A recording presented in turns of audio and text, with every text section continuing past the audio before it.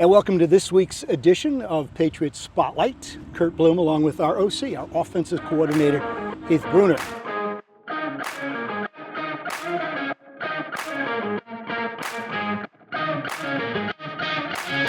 A question that we begin with, tell me who you are, which means high school, college, where have you coached? Let's get a deep dive into Heath Brunner. Okay.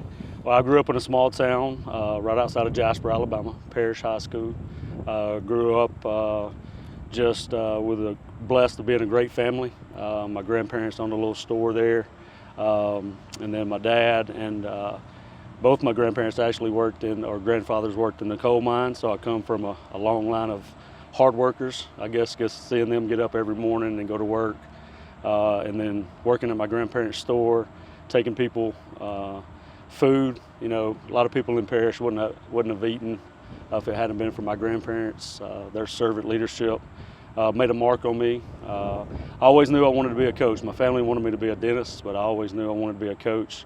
Once I graduated high school, I coached the 7th and 8th grade basketball team there right out of high school, and then went on to University of Alabama, where I got my degree in special education and got my first teaching job at Berry Middle School for the Hoover City System. Coached with Jeff Harris there.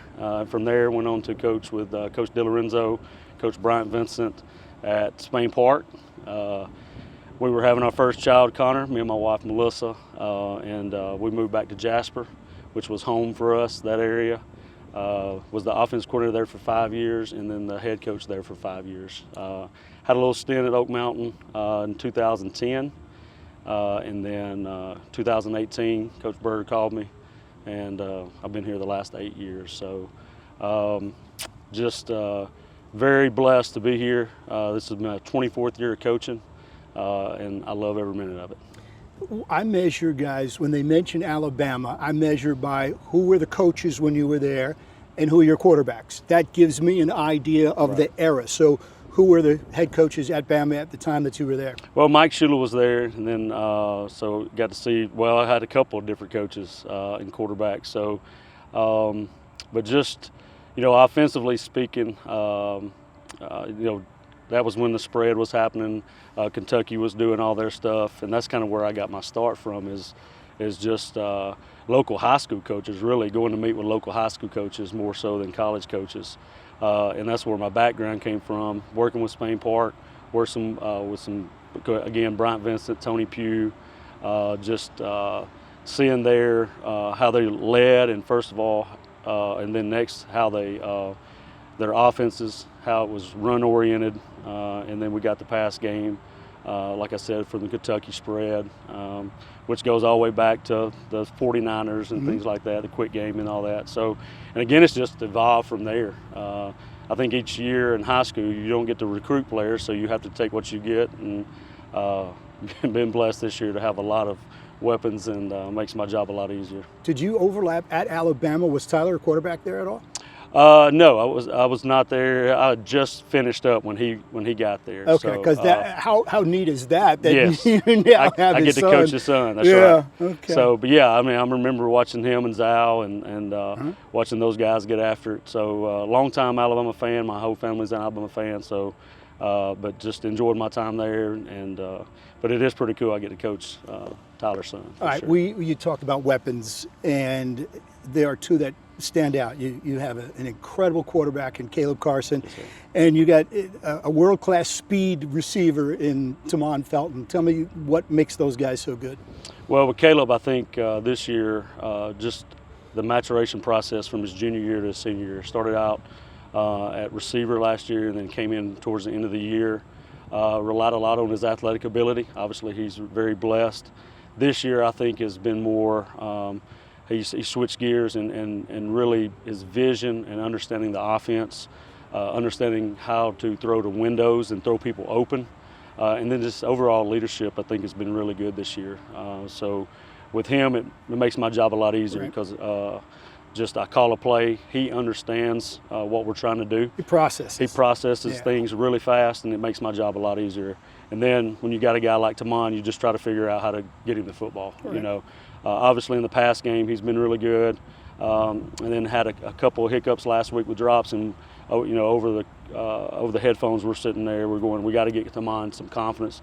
Ran the reverse, and I kidded with him. I said, I thought you were fast. He got ran down at the 1 yard line. So, again, having those two guys, again, makes my job a lot easier, and just really proud of not only what they're doing on the football field, but both of those guys have matured greatly in the classroom, in the hallways, and that's what it's all about, is about those guys using football as a platform to grow as young men. Yeah, and I've had a chance to talk with both of them, not extensively, but enough in interviews or this, that. And the first thing that hits you is what great young men they are and how much they smile. Yep. You are part of a very unique staff, and I might be the only guy in Alabama that had Coach Berge that close to crying when he talked about his assistants. You, Freddie, and Berge. Now you're I guess the newest kid at 8. That's right. And Freddie and Berge, it's 10 plus. Yep. Why have you guys stayed together so long? I think there's a mutual respect between all three of us. Number one, those other two guys and myself are for kids. A lot of places I've been, they say that, and at the end of the day, they use their job more for a stepping stone. What's next? With Coach Lawrence and Coach Berg both, they love the kids that are here. They love where their feet are, and both of those guys do an extremely good job. I know Coach Lawrence and I have grown, made each other grow, because he's a heck of a defensive coordinator, and so it's made me a better offensive coordinator. And a lot of times we're friends off the field. We're colleagues, but we're friends off the field. Our families are friends, and it just makes coaching football a lot easier when you got friends like those two guys around you. Our Patriot Spotlight with offensive coordinator Heath Brunner. All right, what it looks like to me is that you're the yin to Freddie's yang, and vice versa. Right. I don't think it would work if you had both guys that are as vociferous and as demonstrative, but your strength plays into what he needs, and his strength. That's pretty cohesive, and that, again, that's probably a reason why the team's so successful, being together and playing off each other.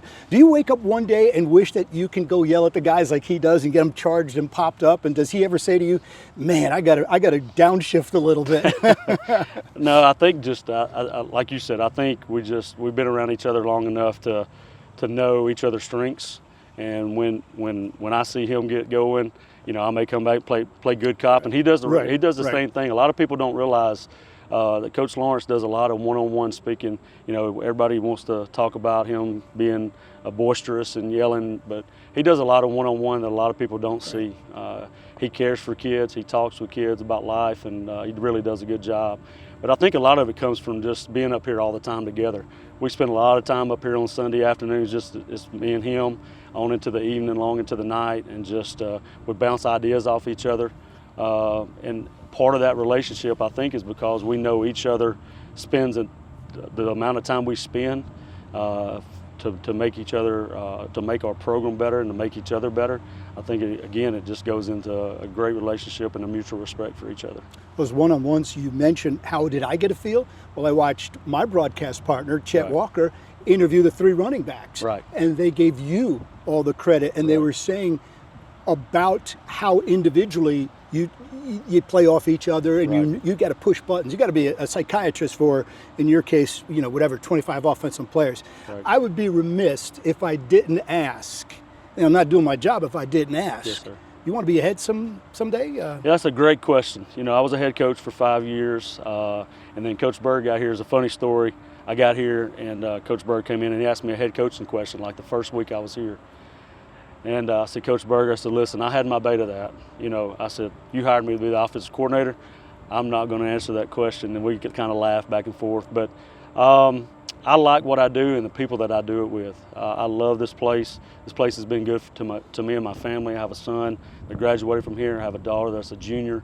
But I would be lying if I didn't have the itch to just, once you're the head guy, you always.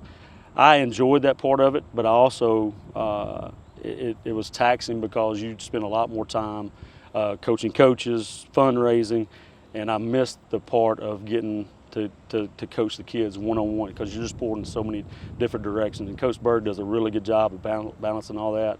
So I don't know, it had to be the right situation, because this place, like I told Dr. Henneke, you know, this is my 24th year. I don't foresee myself going anywhere else. It would have to be the right spot, and but at the same time, I love what I do. You know, that is a heck of an endorsement of, as we get ready to say goodbye. But all of our Patriot spotlights, you see this reoccurring theme about this community, and that is the word, community for Homewood. And they're not about the money, and they're not so much about the winning, but they're about being together. Yes, and that's kind of what has drawn me here. And I got this big smile on my face, enjoying every moment. So our offensive coordinator, by the way, we should say that their offense is averaging over 40 points per game. Big one coming up against Parker. So you can see this interview and all of our interviews on all of our platforms. We got the NFHS Network. We got the Homewood YouTube page, and we got Coach Brunner's favorite, the Homewood app. He's always looking at the app in between classes. That's right. Thanks a lot for joining us, and go Pats.